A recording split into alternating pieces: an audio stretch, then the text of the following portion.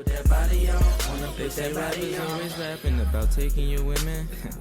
Well, that's probably cause we taking your women by mistake, but I did it. Think they yours and that they faithful, you mistake them for women. Then they all up in our faces every place that we visit. What's up, guys? Welcome to Coool Flame TV. It's your host, Naomi, and tonight we are in the studio with Dyme-a-Duzin, a really dope artist. Some of you may know him, others may not. Either way, check out for his music because people are calling him the new generation of hip-hop. The name Dyme-a-Duzin actually comes from that meaning, like something being less in value and actually like easy to find. But when I was younger, I took that name and I totally wanted to flip the concept and make it ironic. So instead of being, easy to find and not valuable, I am stand out. And I am, the best me I can be. In Brooklyn, there's so much talent, especially like within hip-hop. How did you get involved or become interested in hip-hop in the first place? Well, growing up in a gospel environment, I didn't I didn't see a lot of hip hop. I didn't listen to a lot of hip hop. I wasn't really allowed to. So the first time I ever seen a hip hop act live was in the church, and it was a gospel rapper.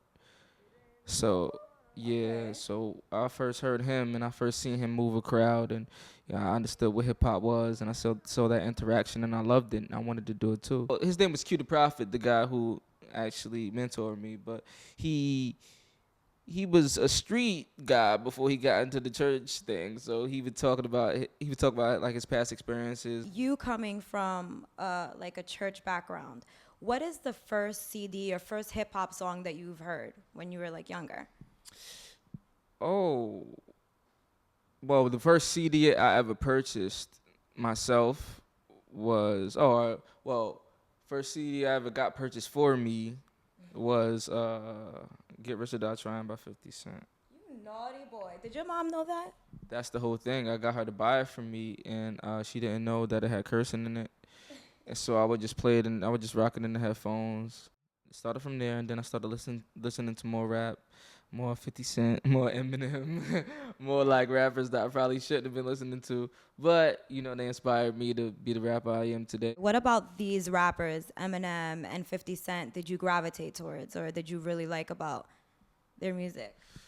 Well, they were painting pictures. They were telling dope stories with their lyrics, and Eminem was just real funny and just out of pocket. Like he was saying stuff.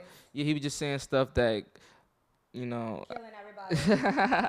just saying a bunch of, outrageous things that you couldn't believe, and it's just like, wow, how did he think of that? And it just encouraged me to think out of the box and want to paint my own picture.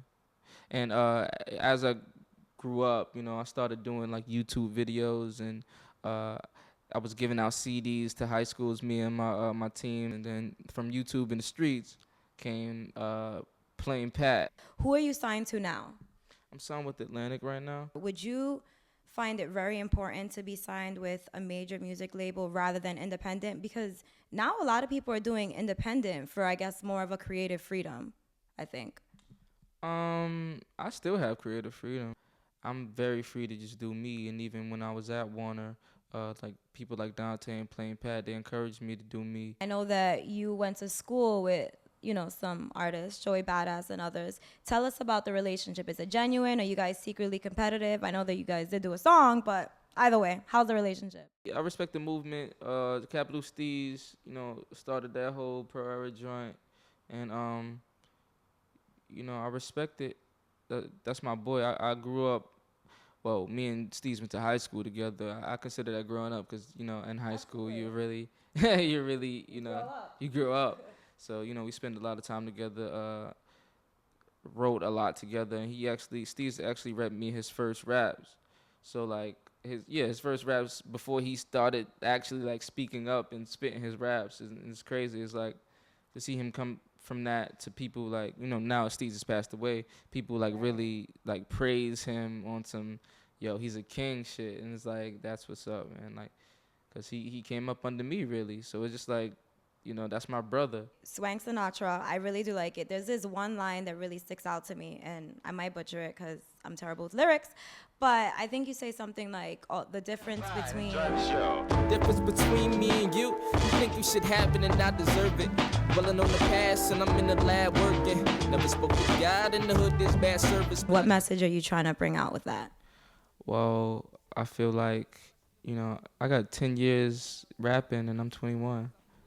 You know, I remember being jealous of Lil Bow Wow because I wanted to be I wanted to be the best little kid rapper. Right. So it's like I feel like I've been putting in work since I was younger than I am now, and to not, you know, I feel like I deserve what I get. You know, I deserve what I'm manifesting into my life. Your new project, which I know, I guess you're going to be releasing it in March. Tell us all about that and what makes this one different from the last. Well, this joint is called Hip Hop. We're definitely putting New York on the back of our bus, on the top of our car, on the wings of our plane. And we're gonna go up with it. We're gonna take it further. The whole concept came from, you know, a German magazine calling me that, hip hop. IamDyme.com. That's IamDyme.com. You can find my Twitter on there, my Facebook. I flip my bird to the world like a kilo of that white girl. She just wanna party like. It's a shame I'm hurting niggas' feelings. Question up the weed while they question on these women. Cutting when I